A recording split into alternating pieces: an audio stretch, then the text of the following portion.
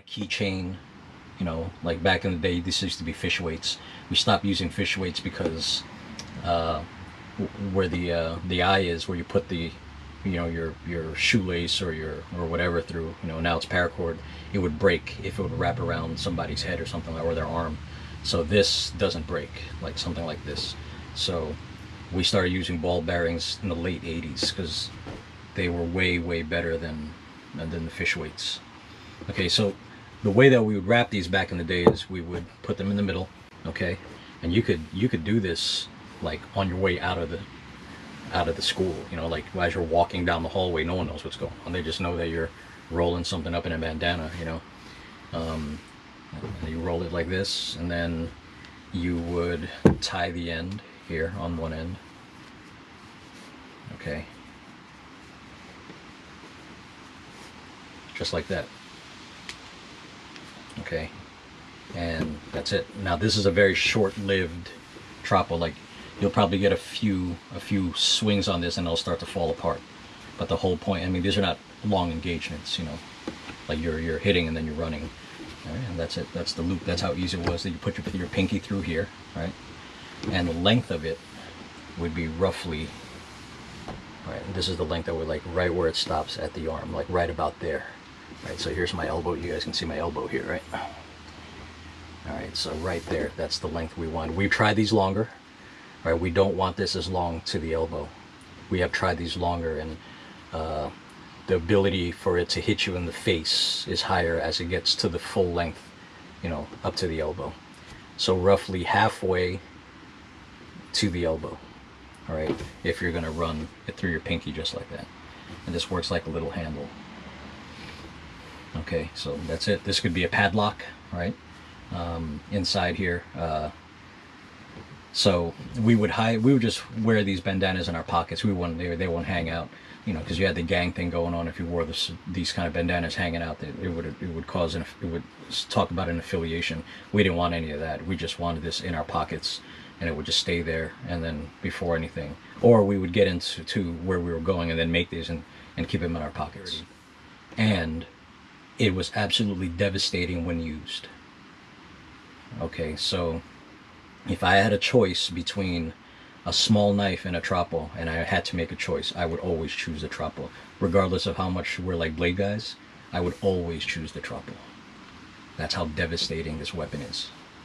Okay, so other ways to do this. So the other way to do this is I had friends in school. They didn't train with us, but they were just guys that were, you know, either were pretty thugged out or they were trying to defend themselves against some thuggy people, you know, and they would just get padlocks and put them on here. So you would want those master locks with the keys, without the, you know, the not the combination locks, so those things would break open the moment you hit. Like the dial would fly off and the thing would just go to pieces. You wanted the hard master locks. All right, so you can always have a master lock on you, and then you would just run it right through here. You know, the lock would go in through here like this, and that's it. All right, now these days you don't have to use this bandana. You can use paracord. Okay, so paracord no one cares about, and a padlock no one cares. Like, these are things you can always have on you. When we started training these, we started training military operators and stuff when we were teaching with SAC Tactical Group. Then we went to the carabiner. So this was cool. So you can just take a piece of paracord and wrap this right through this, just like this, and that would be it. And that would be your trapo. Right, so this is about maybe 4 to 6 ounces. This is a good weight. You know, you could hook this on your you put your keys on it, or you can hook it on your belt. You know, it's a very popular one with guys who are, you know, going through stuff like that. No one says anything about these things. They're carabiners. You know, you like to climb, or you keep them in your truck for whatever. You know, other kinds of carabiners. Right, these are pretty cool. So you're looking for that weight. Yeah. Okay, now we get to the pre-mades. Now these are the ones that are kind of like almost pre-made. Like you carry them all the time with you this way. Now this ball bearing here, you guys see, has a hole in the middle, right? You guys can see that. And this is one I already had pre-made. So I wrap this in KT tape. All right, if you guys, a kinesiology tape, and then you just carry it this way. It stays in the pocket like this. You know, you could take this apart, and that was one of the parameters of the trapo, you have to be able to take it apart and put it back together fairly quickly. Now, this is, of course, we're talking about, you know, something is about to happen. Like, something is going to go down and you need to put something together. All right, so this is just regular paracord. You know, this stuff is pretty tough. You can always have a ball bearing on you. You can always have a piece of paracord on you. Nobody's ever going to say anything about that.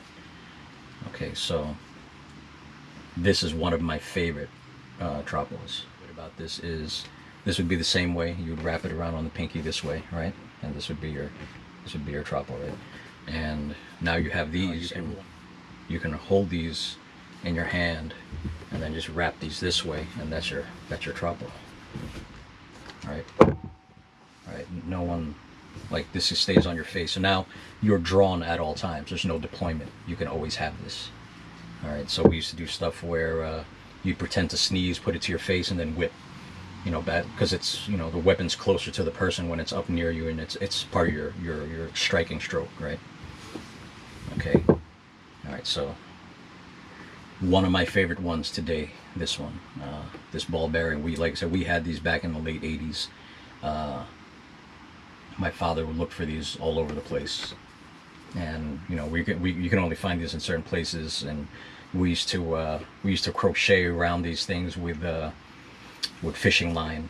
So my mom would crochet around these and wrap the ball, and it would come down into a tail, and we would carry those.